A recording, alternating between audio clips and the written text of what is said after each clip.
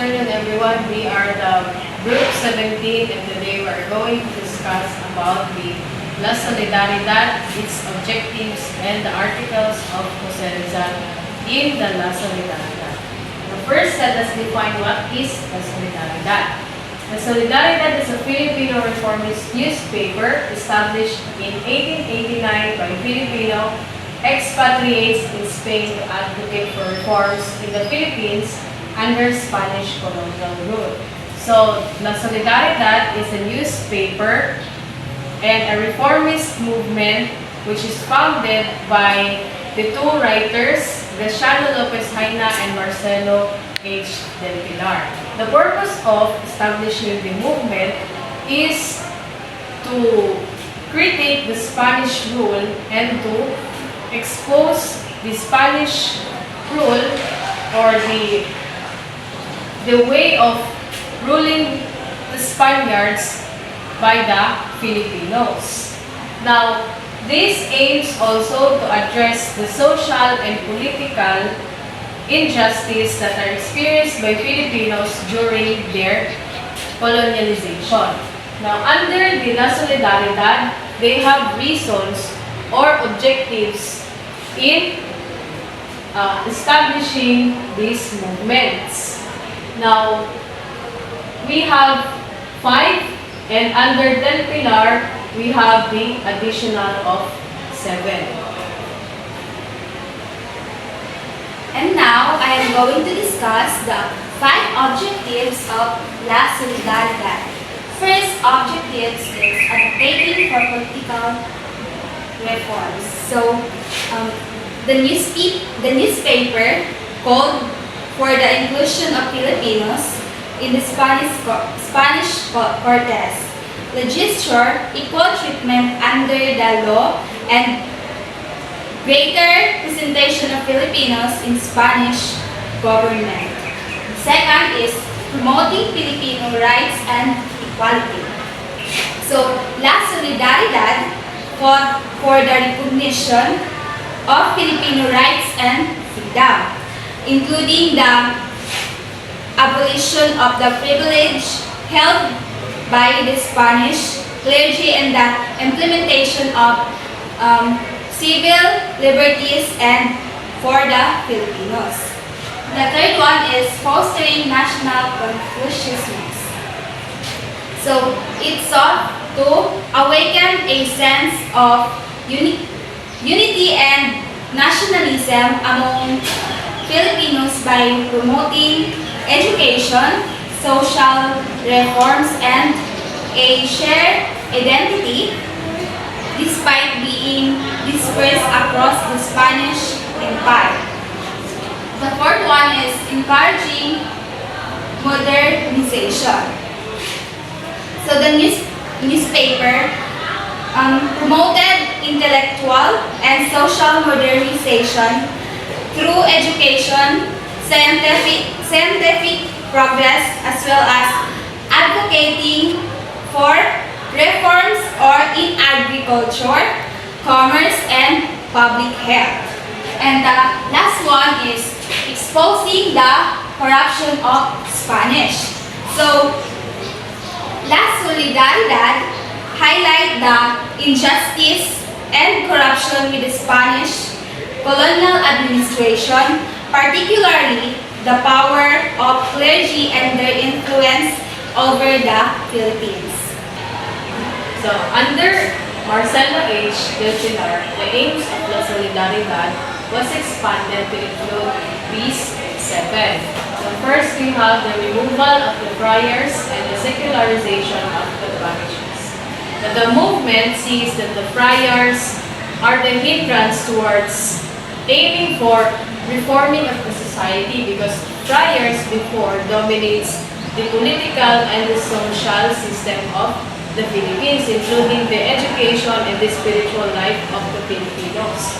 That's why the movement aims to remove these friars and to secularize the parishes or to give opportunities to these Filipino priests to administer the parishes. Next is active participation in the affairs of the government. the La Solidaridad movement sees that Filipinos as part of the Spanish Empire needs to participate in the affairs of the government because, again, Filipinos are part of the government of Spanish and there is a need to participate in the laws that they are going to make because Filipinos also are affected. Next is the freedom of speech, of the press, and of assembly.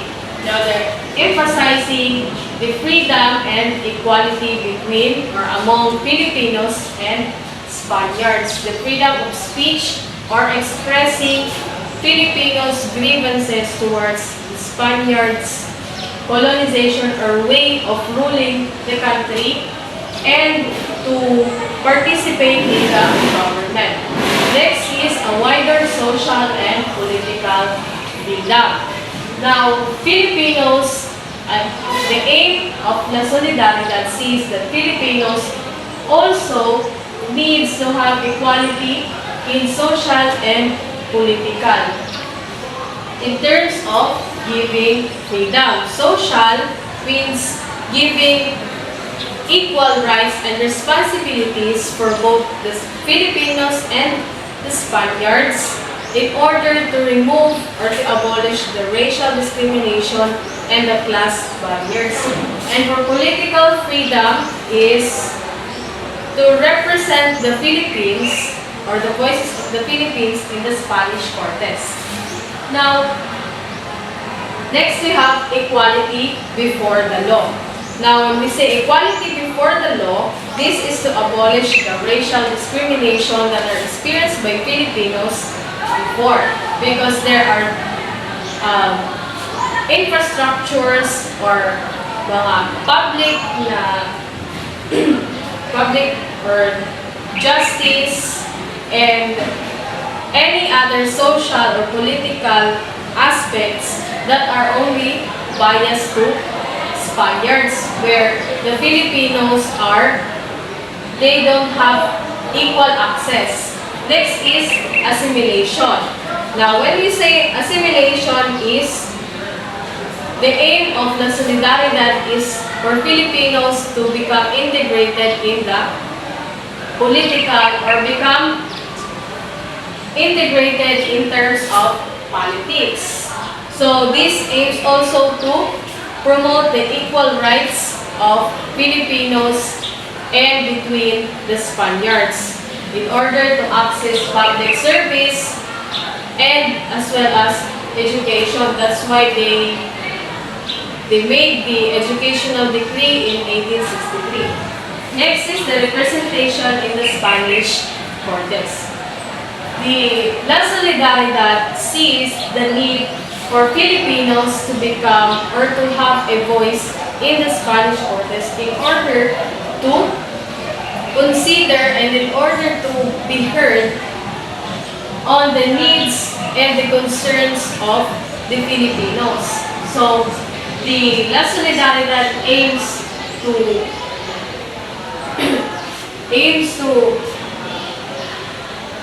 have the Filipinos, the voices in the Spanish Cortes in terms of policy making. Jose Rizal published this article under La Solidaridad. First article is El Consejo de los Dioses, the Council of the Gods. So, this is satirical work written by Rizal, published in La Solidaridad in 1889. Rizal critiqued the situation in the Philippines by depicting the gods of mythology, discussing the state of country under the Spanish rule. Second is Filipinas dentro de 100 años. The Philippines a century hence. So, this article, published in La Solidaridad in 1889, is one of Rizal's most famous essays. It speculates on the future of the Philippines, both with and without presence of Spanish rule. So, Rizal discusses the potential of the Philippines to become a self-sustaining nation, pointing to the possible rise of Filipino national identity and the importance of education in achieving progress. And the third one is sobre la nueva Constitution, on the new Constitution. So, written in response to accusation that Filipinos were lazy, a common stereotype promoted by the Spanish colonial government. So, the article was published in La Solidaridad in 1890. Rizal argues that the apparent indolence of Filipinos was due to the oppressive conditions they faced under the Spanish rule. And the fourth one is La Indolencia de los Filipinos, the indolence of the Filipinos. This article, published in La Solidaridad in 1889.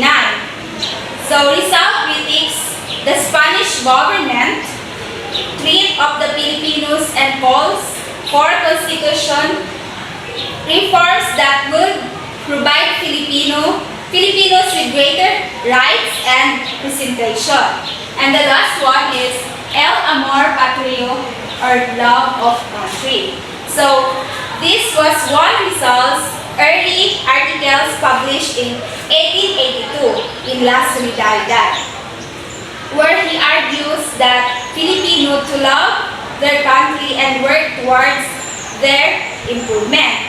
He emphasized that the importance of education and sense of national identity is the key of elements in the development of Filipino people.